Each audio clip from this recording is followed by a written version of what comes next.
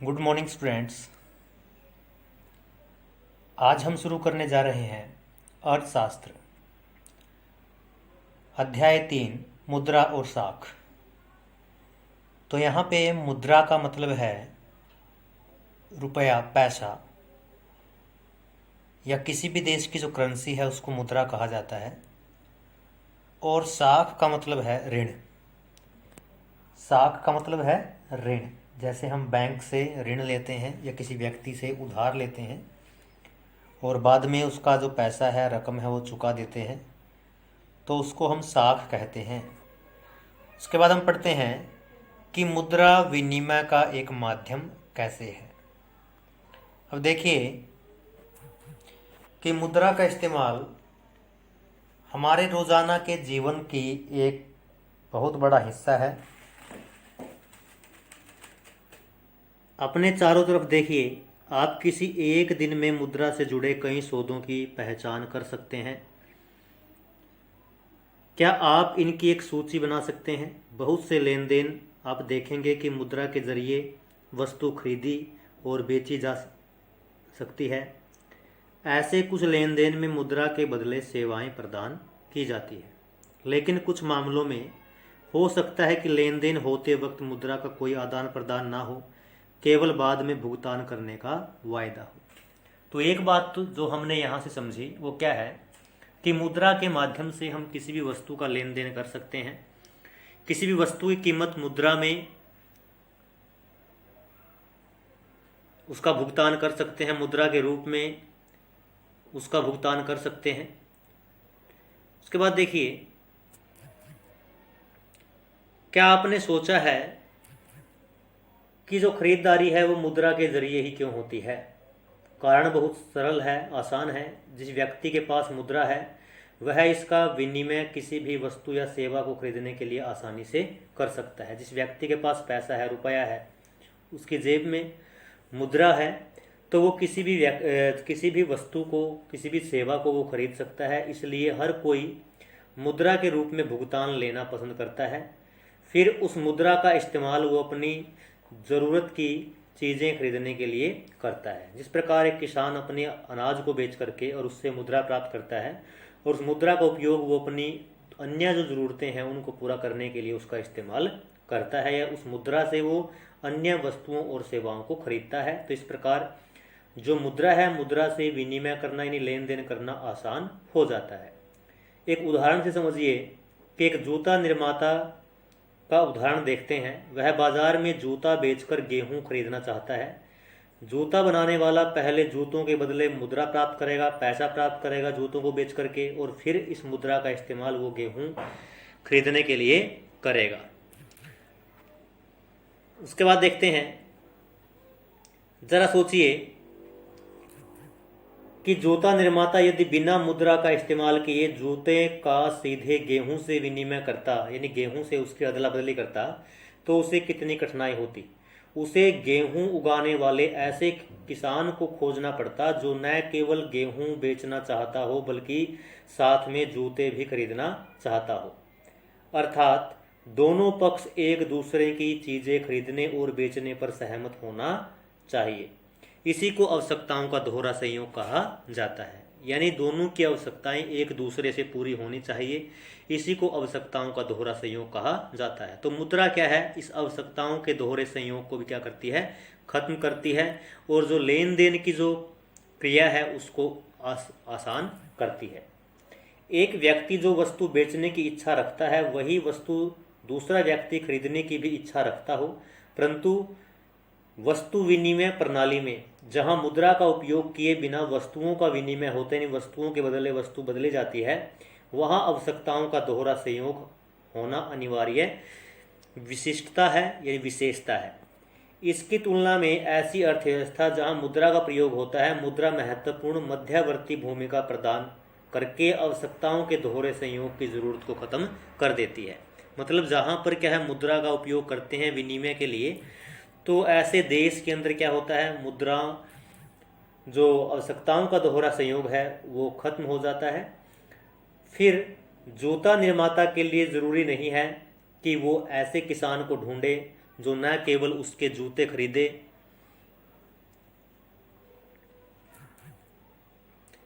बल्कि साथ साथ उसको गेहूं भी बेचे। उसे केवल अपने जूते के लिए खरीदार ढूंढना है जो उसके जूते खरीद सके। एक बार उसने जूते मुद्राएं बदल लिए, यानी जूते बेच करके उसने रुपया पैसा प्राप्त कर लिया, तो वो बाजार में गेहूं या अन्य कोई भी वस्तु खरीद सकता है, क्योंकि मुद्रा विनिमय प्रक्रिया में मध्यस्थता का काम करती है, इसलिए इसे विनिमय का माध्यम भी कहा जाता है। तो एक प्रश्न यहाँ से उठता है कि विनिमय का माध्यम मुद्रा को क्यों कहा जाता है? क्योंकि मुद्रा लेन देन में एक महत्वपूर्ण भूमिका अदा करती है और लेन देन की जो प्रक्रिया है उसको आसान बनाती है, इसलिए मुद्रा को विनिमय का माध्यम कहा जाता है।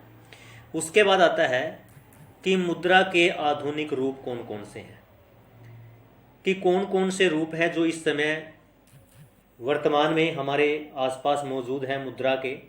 हमने देखा कि मुद्रा एक ऐसी चीज़ है जो लेन देन में विनिमय के माध्यम के रूप में काम करती है।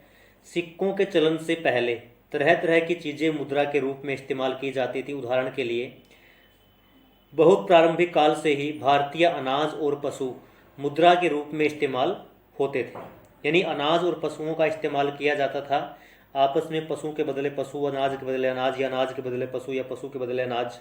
तो अनाज और पशुओं का मुद्रा के रूप में इस्तेमाल होता था, क्योंकि उस समय क्या था, जो मुद्रा है अस्तित्व में नहीं थी। इसके बाद सोना, चांदी और तांबे जैसी धातुओं के जो सिक्के हैं, जो बहुमूल्य धातुओं के सिक्के हैं, उनका मुद्रा के रूप में इस्तेमाल होने लगा। तो इनको हम बोलते हैं मुद्रा के प्रारंभिक रूप। ये मुद्रा के प्रारंभिक या प्राचीन रूप है। उसके बाद आता है कि मुद्रा के आधुनिक रूप कौन कौन से हैं। सबसे पहले आता है करेंसी। करेंसी में दो चीज़ें आती हैं, एक तो आपका कागज के नोट आएंगे, दूसरा क्या आएगा, सिक्के। तो इसको मुद्रा का आधुनिक रूप कहा जाता है।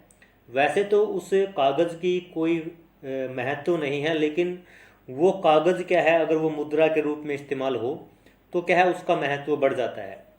तो कागज के नोट और सिक्के क्या है, मुद्रा के आधुनिक रूप है। वे चीज़ें जो पहले मुद्रा के रूप में इस्तेमाल की जाती थी, उसके विपरीत आधुनिक मुद्रा बहुमूल्य धातुओं जैसे सोना, चांदी और तांबे के सिक्कों से बनी हुई नहीं है। अनाज और पशुओं की तरह ये रोजमर्रा की चीजें भी नहीं है। आधुनिक मुद्रा इस प्रकार का उसका अपना कोई इस प्रकार का इस्तेमाल नहीं है। तो आधुनिक मुद्रा क्या है और क्यों इसका ज़्यादा महत्व है, देखिए। फिर से विनिमय का माध्यम इसको क्यों स्वीकार किया गया है, किसको, मुद्रा को। इसे विनिमय का माध्यम इसलिए स्वीकार किया गया है, नंबर एक, क्योंकि किसी देश की सरकार इसे प्राधिकृत करती है, इसको मंजूरी देती है। नंबर एक, मतलब मुद्रा को ही विनिमय का जो माध्यम है वो क्यों स्वीकार किया गया है, क्योंकि किसी देश की सरकार क्या करती है, इसको अपनी मंजूरी देती है, इसको प्राधिकृत करती है। दूसरा क्या है कि भारत में भारतीय रिजर्व बैंक आरबीआई केंद्र सरकार के तरफ से करेंसी नोट जारी करता है, यानी कागज के नोट और सिक्के हैं वो जारी करता है। दूसरा क्या है, तीसरा, कि भारतीय कानून के अनुसार कोई भी व्यक्ति या संस्था को मुद्रा जारी करने की इजाजत नहीं है। केवल भारत के अंदर आरबीआई केंद्र सरकार के माध्यम से क्या है, जो मुद्रा है उसको छाप सकता है। इसके अलावा कानून विनिमय के माध्यम के रूप में रुपये का इस्तेमाल करने की वैधता प्रदान करता है। तो ये ऐसे कानून हमारे देश के अंदर बने हैं कि जो रुपया है उसको विनिमय के माध्यम के रूप में क्या है, उसका उपयोग किया जाता है। भारत में सौदों में अदायगी के लिए, यानी किसी प्रकार का सौदा है, लेन देन है, तो क्या है, कोई भी व्यक्ति क्या है, मुद्रा के रूप में किसी भी वस्तु की कीमत प्राप्त करने या किसी वस्तु की कीमत चुकाने में मना नहीं कर सकता। भारत में कोई भी व्यक्ति कानूनन तौर पर रुपयों में अदायगी को अस्वीकार नहीं कर सकता, इसलिए रुपया व्यापक स्तर पर विनिमय का माध्यम स्वीकार किया गया है। तो प्रश्न क्या बना यहाँ से कि जो भारत का जो रुपया है, भारत में जो रुपया है उसको व्यापक स्तर पर विनिमय का माध्यम क्यों स्वीकार किया गया है। नंबर एक, क्योंकि वो भारत सरकार के द्वारा प्राधिकृत है। नंबर दो, भारत में करेंसी जो है जारी करने का अधिकार किसका है, आरबीआई का। केंद्र सरकार के आदेश से क्या करती है, आरबीआई भारत के अंदर जो मुद्रा है उसको जारी करती है। तीसरा क्या है, किसी भी व्यक्ति या संस्था को मुद्रा जारी करने की इजाज़त नहीं है। चौथा क्या है कि हमारे देश के अंदर ऐसे कानून है कि कोई भी व्यक्ति क्या है, मुद्रा के रूप में किसी भी वस्तु का जो भुगतान है उसको लेने में उसको अस्वीकार नहीं कर सकता। यानी मुद्रा के रूप में अगर किसी वस्तु का भुगतान किया जा रहा है तो कोई भी व्यक्ति ये नहीं कह सकता कि मैं मुद्रा के रूप में इस वस्तु का भुगतान नहीं लूंगा। तो पहला जो आधुनिक रूप हमने देखा वो देखा हमने कागज के नोट और सिक्के, इनको मुद्रा का आधुनिक रूप कहा जाता है। उसके बाद दूसरा आता है आपका बैंकों में निक्षेप। निक्षेप क्या होता है? जमा। कि बैंकों में क्या करते हैं, हम अपने पैसे बैंकों में जमा करवाते हैं, उसको हम क्या बोलते हैं? निक्षेप बोलते हैं। तो लोग क्या करते हैं, लोग मुद्रा बैंकों में निक्षेप के रूप में रखते हैं, जमा के रूप में रखते हैं। किसी समय पर लोगों को रोजमर्रा की आवश्यकताओं के लिए कुछ ही करेंसी की आवश्यकता होती है, यानी कुछ ही पैसे की आवश्यकता होती है। उदाहरण के लिए हर महीने के आखिर में वेतन वाले मजदूरों के पास अतिरिक्त नगद होता है। जो लोग इस अतिरिक्त नगद का क्या करते हैं, तो क्या करते हैं, वे इसे बैंकों में अपने नाम से खाता खोल करके उसमें जमा कर देते हैं, सेविंग बैंक अकाउंट में या जमा खाते में। बैंक ये जमा स्वीकार करते हैं, इसको अपने पास रखते हैं और इस पर सूद भी देते हैं, ब्याज भी देते हैं। जो पैसा हम बैंक में जमा करवाते हैं अपने खाते के अंदर, बैंक उसके ऊपर ब्याज भी देते हैं। इस तरह लोगों का धन बैंकों के पास क्या रहता है? सुरक्षित रहता है और इस पर सूद भी मिलता है, ब्याज भी देता है बैंक हमें। तो लोगों को अपनी आवश्यकता के अनुसार इसमें से धन निकालने की सुविधा भी उपलब्ध होती है। जब किसी व्यक्ति को धन की आवश्यकता है तो बैंक से वो धन भी निकाल सकता है, क्योंकि बैंक खातों में जमा धन को, बैंक में जो खातों में जमा धन है हमारा, उसको हम मांग के जरिए निकाल सकते हैं। यानी बैंक से उसको कभी भी मांग सकते हैं कि डिमांड ड्राफ्ट होता है जिसको फिल करके क्या है, हम बैंक से अपना जो पैसा है उसको मांग सकते हैं। इसलिए इस जमा को मांग जमा कहा जाता है, मतलब ऐसी जमा जिसको हम कभी भी बैंक से मांग सकते हैं, तो इसको मांग जमा कहा जाता है। तो मुद्रा का जो दूसरा आधुनिक रूप है वो कौन सा है? मांग जमा। याद करेंगे, मांग जमा मुद्रा का आधुनिक रूप है। उसके बाद आगे बढ़ते हैं। मांग जमा जो है, जो बैंकों के पास हमारा जो पैसा जमा है वो हमें क्या करता है, एक सुविधा देता है। वह क्या है कि यह सुविधा इसे मुद्रा का महत्वपूर्ण लक्षण प्रदान करती है। यानी मुद्रा काम क्या होता है? विनिमय का माध्यम के रूप में मुद्रा काम करती है। आपने नगद की बजाय चेक से भुगतान के बारे में सुना होगा। चेक से भुगतान के लिए भुगतान करता, मान लो मैंने किसी व्यक्ति को पैसे देने किसी वस्तु के, तो मैं क्या करूंगा, उस व्यक्ति को एक चेक दूंगा। मेरा बैंक, किसी बैंक के अंदर मेरा खाता है, तो मैं अपने बैंक को, अपने बैंक के नाम एक चेक है वो दूंगा, और चेक के ऊपर जो रकम मैं भरूंगा तो अपने बैंक को आदेश दूंगा कि मेरे खाते में से इतने पैसे निकाल करके इस व्यक्ति के खाते में ट्रांसफर किए जाए। तो जिसका किसी बैंक में खाता होता है उसको बोलते हैं भुगतान करता। वो क्या करता है, एक निश्चित रकम के लिए चेक काटता है। चेक एक ऐसा कागज है जो बैंक को किसी व्यक्ति के खाते से चेक पर लिखे नाम के किसी दूसरे व्यक्ति को एक खास रकम का भुगतान करने का आदेश देता है, उसको चेक कहा जाता है। तो चेक के माध्यम से भी क्या करते हैं, हम किसी वस्तु का भुगतान कर सकते हैं। ये चेक का एक फॉर्मेट है, इसके अंदर दिया गया है। ये मान लो कि मेरा नाम क्या है, प्रेम कुमार है, तो मैं अपना नाम यहाँ पे क्या लिखूंगा, देखिए अब यहाँ पे क्या है, जिस व्यक्ति को मैंने क्या करना है, ये चेक क्या होता है, अगर मैं बैंक के अंदर क्या है अपना खाता खुलवाता हूँ तो बैंक क्या करता है, मुझे एक पासबुक और एक चेक बुक देता है। तो चेक बुक के ऊपर मेरा जो अकाउंट नंबर है वो पहले क्या होता है, उसके ऊपर लिखा होता है। जैसे कि आप देख सकते हैं ये बैंक अकाउंट नंबर है। ये मान लो कि मेरा बैंक अकाउंट नंबर है और मेरा जो बैंक का खाता है वो भारतीय स्टेट बैंक का है। तो ये बैंक की शाखा का नाम है, ये चेक का नंबर है, ये चेक का नंबर है, ये बैंक द्वारा प्रयोग किया गया एक कोड होता है वो है। तो मैंने क्या किया, किसी व्यक्ति को मैंने पैसे देने, मान लो प्रेम कुमार को देने हैं, तो मैंने क्या किया, प्रेम कुमार लिख करके, और उसके बाद क्या है 57,000 ओनली, जितने पैसे देने हैं उसको यहाँ पे लिख करके, और यहाँ पर क्या उसको अंकों में लिख करके और अपने सिग्नेचर करके मैं क्या कर देता हूँ, उस व्यक्ति को वो चेक दे देता हूँ। व्यक्ति जा करके अपने खाते में उस चेक को लगाएगा, जिस भी बैंक में उसका खाता होगा, तो ऑटोमेटिक क्या है, मेरे खाते से जो पैसे हैं वो उसके खाते में ट्रांसफ़र हो जाएंगे, जितने उस चेक के ऊपर लिखी जो रकम है वो होती है।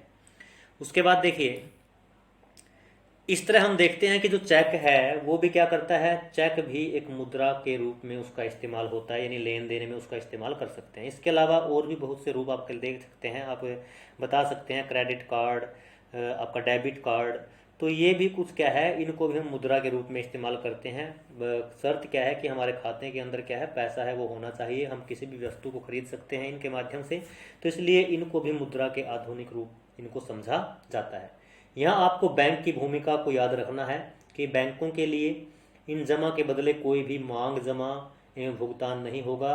मुद्रा के आधुनिक रूप करेंसी और जमा मांग जमा आधुनिक बैंक प्रणाली की कार्य प्रणाली से बहुत अधिक नज़दीक से जुड़े हुए हैं। तो आगे हम पढ़ेंगे कि बैंकों के जो कार्य है वो क्या है, बैंक कौन कौन से कार्य करते हैं। तो बैंक के कार्य देख लेते हैं एक बार कि बैंकों की कहानी को आगे बढ़ाते हैं। बैंक जनता से धन जमा खातों में स्वीकार करते हैं, हम अपना धन है बैंकों के पास जमा करवाते हैं। उसका बैंक क्या करते हैं, यह एक दिलचस्प क्रियाविधि है जो यहाँ काम कर रही है। बैंक जमा रकम का एक छोटा सा हिस्सा अपने पास नगद के रूप में रखते हैं। उदाहरण के लिए आजकल भारत में बैंक जमा का केवल 15% हिस्सा नगद के रूप में अपने पास रखते हैं। जितना पैसा हम बैंक में जमा करवाते हैं, मान लो बैंक के पास क्या है, अगर मान लो कि मैं 40,000 रुपये मैंने जमा करवाए, तो बैंक क्या करता है, उसका जो है उस पैसे का 15% क्या है अपने पास रखता है, और बाकी जो 85% है उसको लोगों को ऋण के रूप में बांट देता है, दे देता है। इसे किसी एक दिन में जमाकर्ताओं को, जमाकर्ता कौन, जो बैंक में अपने पैसे जमा करवाता है, तो जो जमा करवाता है वो कभी भी बैंक से पैसे निकलवाने के लिए आ सकता है। तो इस चीज़ को देखते हुए बैंक क्या करता है, जो पैसा हम बैंक में जमा करवाते हैं उसका 15% क्या है अपने पास रखता है, 15%। क्योंकि किसी एक विशेष दिन में केवल कुछ जमा करता ही क्या है, बैंक से पैसा निकलवाने के लिए आते हैं। ऐसा नहीं है कि एक साथ सभी आ जाते हैं, इसलिए बैंक का काम इतने नगद से आराम से चल जाता है। बैंक जमा राशि के एक बड़े भाग को ऋण के रूप में इस्तेमाल करता है। जो 85% जो बचा उसको ऋण के रूप में 85% विभिन्न आर्थिक गतिविधियों के लिए क्या करता है, ऋण की जो मांग है वो रहती है हमारे देश के अंदर। किसी को दुकान खोलनी है, किसी को खेती करनी है, किसी को कुछ करना है, किसी को शादी करनी है, तो हर एक चीज़ के लिए लोग क्या लेते हैं, ऋण लेते हैं। तो इस प्रकार क्या होता है, जो बैंक है वो जमा राशि का लोगों की ऋण आवश्यकताओं को पूरा करने के लिए इस्तेमाल करते हैं। इस तरह बैंक जिनके पास अतिरिक्त राशि है, जमाकर्ता एवं जिन्हें राशि की जरूरत है उसको कर्जदार बोलते हैं। जिनके पास पैसा अधिक है तो क्या करते हैं, अपनी ज़रूरत का पैसा अपने पास रख करके बाकी पैसा बैंक में जमा करवा देते हैं, उसको जमाकर्ता बोलते हैं। जो बैंक से कर्ज लेता है उसको कर्जदार कहा जाता है। इस बीच जो बैंक है वो क्या करता है, माध्यम का काम करता है, मध्यस्थता का काम करता है। और बैंक जमा पर जो ब्याज देते हैं, मतलब जो पैसा हमने बैंक में जमा करवाया उसके ऊपर जो बैंक ब्याज देते हैं वो ब्याज क्या होता है, बहुत ही कम होता है। लेकिन जिन लोगों को वो क्या देते हैं, ऋण देते हैं, उनसे जो वो ब्याज लेते हैं वो ब्याज काफ़ी ज़्यादा होता है। तो जो कर्जदार हैं उनसे लिया गया जो ब्याज है और जमाकर्ताओं को दिए जाने वाला जो ब्याज है, इनके बीच का जो अंतर है वही बैंकों की क्या होती है, आय होती है। बैंक जमा राशि के एक बड़े भाग को क्या ऋण के रूप में दे देते हैं। अब देखिए इस जो चित्र है इसके अंदर दिया गया है, इससे आप समझते हैं कि ये जमा करता है, बैंक में पैसा जमा करवाने के लिए आए हैं, बैंक के अंदर पैसा जमा कर देते हैं। उसके बाद क्या होता है कि जब ये अपना पैसा बैंक के पास से अपना पैसा जब ये वापस लेते हैं तो इनको क्या है, ब्याज भी इस पैसे के ऊपर मिलता है। लेकिन ब्याज क्या होता है, काफ़ी कम होता है, कम ब्याज मिलता है। बैंक इनको क्या देता है, कम ब्याज देता है। उसके बाद बैंक क्या करता है, 15% अपने पास रखता है। किसके लिए, इन लोगों के लिए, क्योंकि ये कभी भी क्या है बैंक से पैसे निकलवाने के लिए आ सकते हैं। बाकी जो 85% है वो क्या, कर्जदारों को कर्ज पर दे देता है। तो एक बैंक क्या करता है, लोगों को ऋण देता है, इनको ऋण देता है, और लोग ऋण लौटाते समय क्या करते हैं, अधिक ब्याज देते हैं। क्या देते हैं, ये अधिक ब्याज देते हैं। तो ये जो ब्याज है वो अधिक दे रहे हैं, बैंक इनको कम दे रहा है। तो ये जो अधिक ब्याज है, जो ये कम ब्याज है, इसके बीच का जो अंतर है वही बैंक की क्या होती है, आय होती है। तो इसमें इतना ही।